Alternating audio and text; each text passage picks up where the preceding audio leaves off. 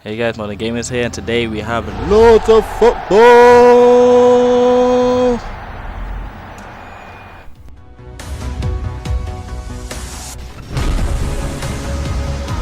So some of you may be asking, what is loads of football? Well, loads of football is a cross between a football and nightlife simulation. Yeah, we'll talk about that later. Yeah, cross between Football Manager and Sims. Yeah, it's crazy, but does it work? Well, let's go find out. So, first starting this game, I think you'll notice the game does look a lot like Sims, and that is not mistaken, as even the music sounds like it came straight out of Sims.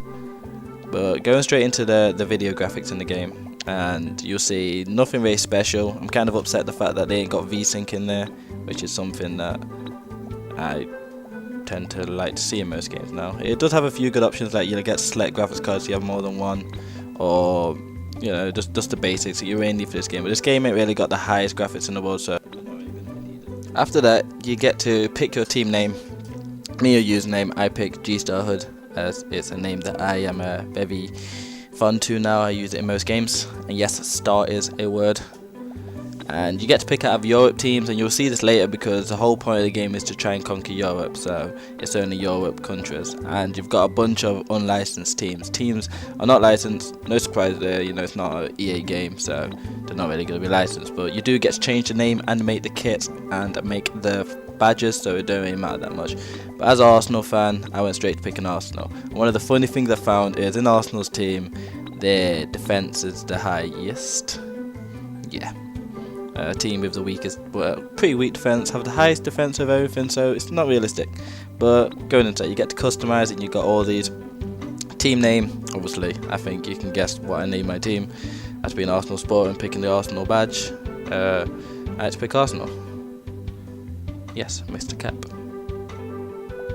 So the first thing I did try and do when I got it, I did try and create the Arsenal flag, which was not looking the best after I did it.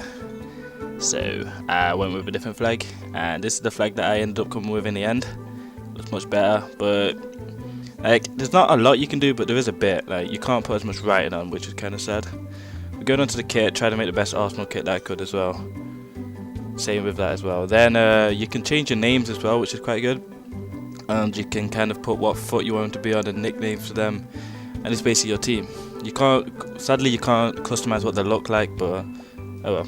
You can't have it all. And here's the name of my team and my subs. I only named a few of them, to pick the nation and stuff like that as well, which is pretty cool. Oh, you're footballers. Knowing the team's strengths, weaknesses, likes and dislikes allows you to develop them correctly, while knowing how to motivate them to perform like stars on the way to becoming the champions of Europe. So yeah, basically like what that said, it's the whole goal of it is to make your team become the champions of Europe, and by doing that you have to give them good training exercises, and also make sure that they're doing good at night as well, and making sure they're not getting up to any mischief. By doing that, I'll show you that later, but for now I'm going to show you some of the things that you can do. They have a bunch of stuff around the town. Tactical Editor is available to support you in organising your team into a solid unit. The main office is also on hand, allowing you to analyse opponent teams and to see your progression through the season. As an ever-present force within the club, the president has a list of challenges. By completing them, you can gain building upgrades and unlock more training exercises. So, as you see when you're around the world, that's where really the Sims element of it comes, is after training your team will actually go around there and actually do stuff, and you have to keep an eye on them. We'll get to that in a minute though. For now I just want to show you a bit of the customization you can do with your playing style and some of the training regimes.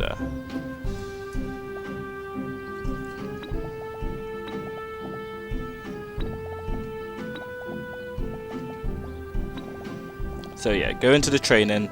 You can good thing about it is you can kind of separate. Like you can, if you just want to choose your strikers only, you can do that. If you want to choose your midfielders, you can.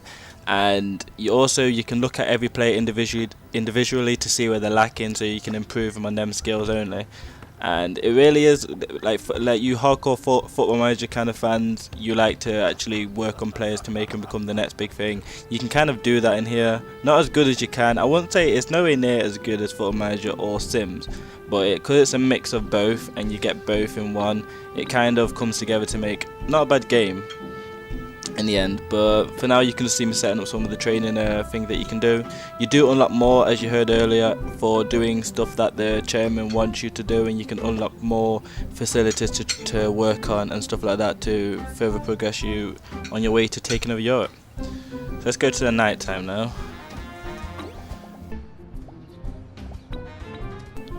So at night, this is where the Sims element really kicks in. You've got to look after your players to make sure they're happy, but make sure they're not getting into trouble either. So they'll go to stuff like radios and bars and stuff like that, and you have to basically keep your eye on them and make sure they're not getting up to anything bad, and making sure they're not getting drunk, so they will be able to play for the morning after. So this is really where the Sims element does come in. They do a bunch of stuff. This was the first night, and on the first night I'm not actually sure if they do get up to trouble as well. As you can see, they'll go to casinos as well. Different players do have different personalities. You can actually see what they are, so you can kind of see what kind of things they like to do and what kind of things they should stay away from. The temptations of life can get the better of your footballers. Bad behaviour and addictions can start to develop within your team and seriously affect their performance. Imagine finding a star player drunk before an important match. This type of behaviour could be a possible consequence if you don't keep an eye on the nighttime activities of your players. There are buildings available within the club's grounds which recover footballers from a number of different ailments, like low energy, injuries, bad behaviours and addictions. One of the good things as well, if they do get into trouble when they're out, you can actually discipline them as well, which will kind of stop them from doing it again. But this is more as you're getting further into the game. For you people who only like to have like an easy run through and just like to go straight to games, I would not really say it's games for you. This is more for the people who like to be strategic about what they do and like to actually go for every player individually and work on them and watch what every player is doing, and really like simulation games really, because this is what this game is, and it's not a bad one either. I'm quite enjoying it, and I've been playing it for a few hours now. What I'm going to do now is, for the end of it, I am actually going to show you a match so you can see the match physics and see kind of what you can do, and then we'll end the video there. So let's get to the match.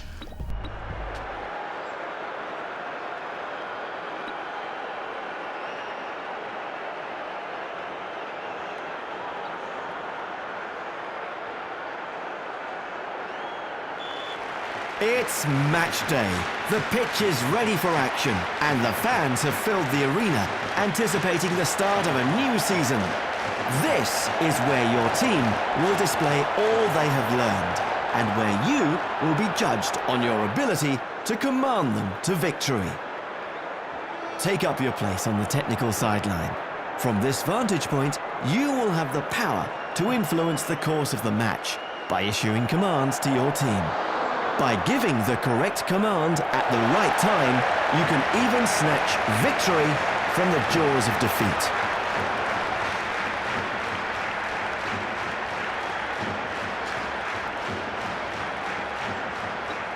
So let's get on to the other 50% of the game, which is match day. One of the things I will say is the match physics in the game are actually not that bad. I've seen worse, and these are actually pretty good. The passing and just the movement and stuff that the players do actually just seems real and stuff that would actually happen.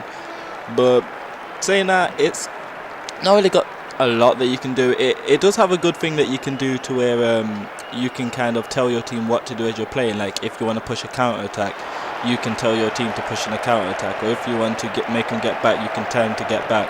And I do see at the start some are locked off. I'm not sure if it stays that way or if it's just for the start and then you do unlock more, but yeah, it's not bad.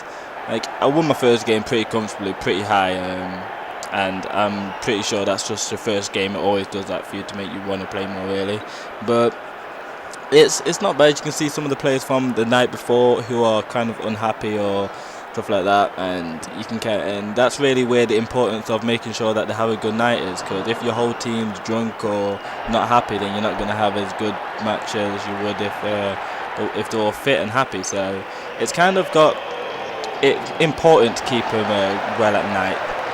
Yeah, to conclude on all this, it's a good game for all you people that like to be individual with every player and like the fact that it's a mix, it's a change really. There's no other game like it that's really been made like this, so it's good. So let's look at the strengths and weaknesses of it to end. Strengths: you get to create your own team. You've got, best of two kind of games that are very popular, and it's mixed into one. And it's actually worked in many ways, but in some ways it ain't. Like, it could have had a lot more stuff in. I'm not sure if it feels as rewarding as some as Football Manager does. But still, you can still have fun playing. It's not a game you'll play for hours on end, but a game that you can pick up now and again and play, and you will have fun on. I can go. So, gonna end it there, guys. Liked if you liked it. Don't forget to leave a comment and subscribe for more. Peace!